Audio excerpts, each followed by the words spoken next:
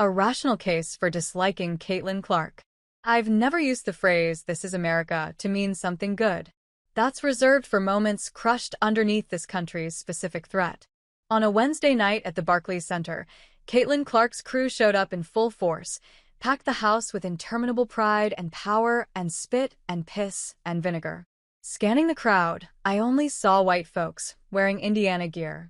12-year-old girls are the electoral majority of Clark's clan, but at the concession counter, there was a mid-50s couple. Wife's reddened hair in a straw-straight blowout, hubby with his 1776 shirt, Blue Lives Matter flag on the sleeve. Just what in the January 6th has Clark brought out in American basketball fans?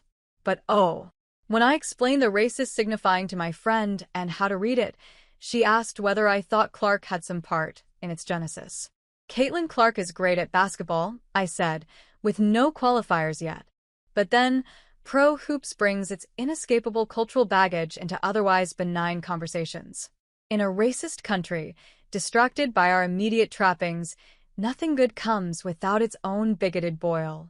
The permanent scars of history and its recent bruises, Angel Reese and Caitlin Clark's feud, commentators picking sides, the unfortunate truth of Clark's worst basketball year, render the story as harmful as Bird versus Magic was powerful. Well, there's not as many good white players, so I'm sure that has a lot to do with it, she offered. I would say that, but this game has Breanna Stewart, a former MVP, in it, and her teammate, Ionescu, is a good white player too. Caitlin Clark is two things American white culture latches onto: straight and angry. Then I unpacked the history of smooth white female ballers, some lesbian, some mask, and why the zeitgeist had rejected them. Diana Taurasi's too gay, and from a bygone era. Sue Bird, queer icon, celebrates a marriage to another famous lesbian, the kind white men never like because she's outspoken and uninterested in their feedback. And there sure ain't been no black women upon whom they could project their grievances and also see themselves in. Unless you got Oprah to suit up, try that behind-the-back spin move, and somehow thank her opponent for letting her play. Clark set the WNBA on fire with her distance shooting. But the open secret is the burning cross it's left smoldering in her fanbase. I've developed an irrational, well-reasoned hatred of Clark on the court. The Fever fan video edits from her limited on-court time this season are brutal. She slouches and shrugs when others miss. She screams at refs and call the manager arpeggio. She looks like an insufferable teammate and coworker. But her cohort can't really say shit to her because her swag, her seldom-made 30-footers, and straightness bring in major coin. That's not to mention her constant flopping, phantom defense, and winless past. When I outline her basketball ethics, Clark is a malcontent. She'll probably be one of the first 60 or 70-point scorers in a game in her league. I imagine a stilted 60, though, full of running up to shoot her shot behind a gaggle of blockers and screens. Her teammates will cheer for the unending camera gaze as they log more game minutes than points. Her sneakers will light up in a conflagration of brand deals and sponsor callouts. The marketing managers will be hard at work making AI porridge copy. We shoot for the stars because the moon got tired of us or whatever. And while women's empowerment often hinges on the rights of the already untouchable white feminine, the benchwarmers cheering her on will suffer the animosity of newbie fans who tell them they don't deserve these spoils. It makes you wonder which women they'd like to be rewarded? Who gets to enjoy the overdue pay bump? For WNBA All-Star Weekend, the Stud Buds, a black lesbian podcast duo of Courtney Williams and Natisha Heidemann, turned this justice conundrum upside down. They frequently joked that they would have to call Caitlin if denied any access for their 72-hour All-Star livestream. The joke is in the telling. On a live stream, Clark's people, the WNBA, the millions of trolls, could not stop the momentum of an inside joke. We go as far as white hype goes and no further. Clark's off-court politics angle for solidarity. She's been vocal about lifting up all women in the league with this new attention, and has urged fans to be inclusive and warm to her colleagues.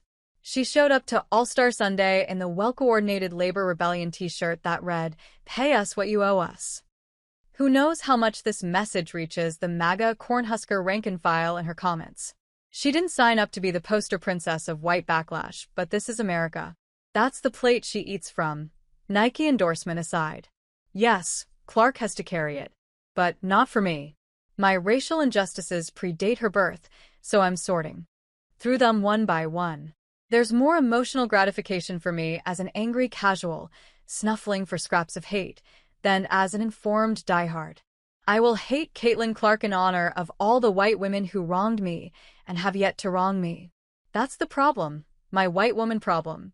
I am a personal historian of white girl fever, so I tried to trace the inane imbalance in me, the hair-triggered distrust of the white femme.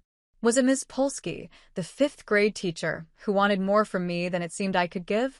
She sent me off to sullen corners when I acted out in class and overturned reading hour with stutter giggles and paper planes. I could have been more like the black girls around me, quiet at all costs, clocking every angry tick, from Polsky's jumpy shoulders to her downturned lips with crossed arms. She was a Caitlin Clark brunette who clashed with my mother over bad grades and frequent disciplinary spats. And mother, the black woman fighting for every inch and pound of sun she couldn't be or feel, would let me know that Polsky's martial obsessions came from whiteness, not care. Came from her need to dominate the classroom instead of guide it.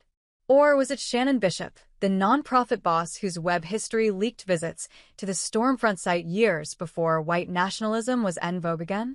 Shannon's green pupils widened when she approached my desk, hovering with a list of tasks. She was sure to watch me type and had me repeat back each one before she skittered back to her desk, also near mine. I spent weeks sick to my stomach, stressed I couldn't please Shannon, who was planning her debutante wedding. Was the devil in her details? Aqua nails manicured to polite nubs? A Pilates-cinched core, revealing a shivering, unwavering, sad, disgusting, wanton commitment to size zero living. I had, that summer of 2010, just begun throwing up buffet salads to get a 32 waist to my dockers. Within a month, I got there, but had been calling out so much from work that I now reported to my boss's boss in daily minute-keeping that was the evil twin to my calorie tracking. I had to be watched. They knew, lest I continue my 27-year streak of living despicably black. A night creature, a shadow merchant, I had violated the workplace covenant to never be seen. Near broken, I asked my coworker Lisa, Shannon's other direct report, to join me for a Sahis and event. We shit-talked Shannon's erect coat, hanger shoulders, bleached teeth, clicking tongue, and incessant typos. Then Lisa simmered, turned her nose down to her chin, and said, "I think Shannon is a racist." We hadn't discussed race. I'd assumed Lisa was white, but she had an Asian parent. That ambiguity had opened the door for Shannon's Aryan Nation slips. A comment about the number of Asian students at Ivy League schools sizzled into the air and away.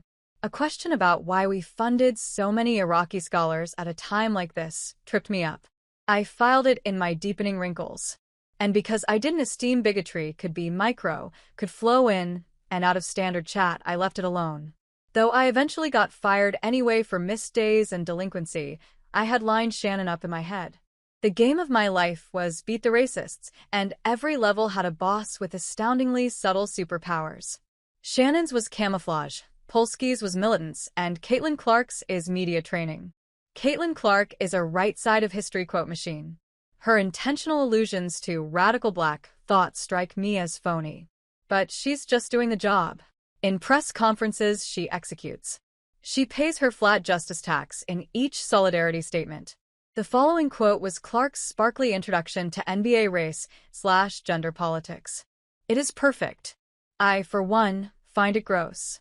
I need to litigate all of my white woman grievances through her mistakes, lean my anger on her jump shot, and distort her persona to fit my old wounds." She's supposed to say she earned everything she got, not claim privilege. The toxic online sludge says she should, and so does the algorithm. When she broke from the pattern, I couldn't process. Taylor Swift did a country album, at least. Clark should embroider a blue flag in her merch like her stans do. Or else what is it all for? I want my hatred to eat away at me, leave a husk of crumbling childhoods, latent fears. I want revenge for the $300 seats that sat me so far up in the nosebleeds. I felt like I wasn't watching a game at all. It was a concert, a festival of jeers for the Black League and blind faith in its white savior. I want to shoot righteous anger at Linda Polsky and Shannon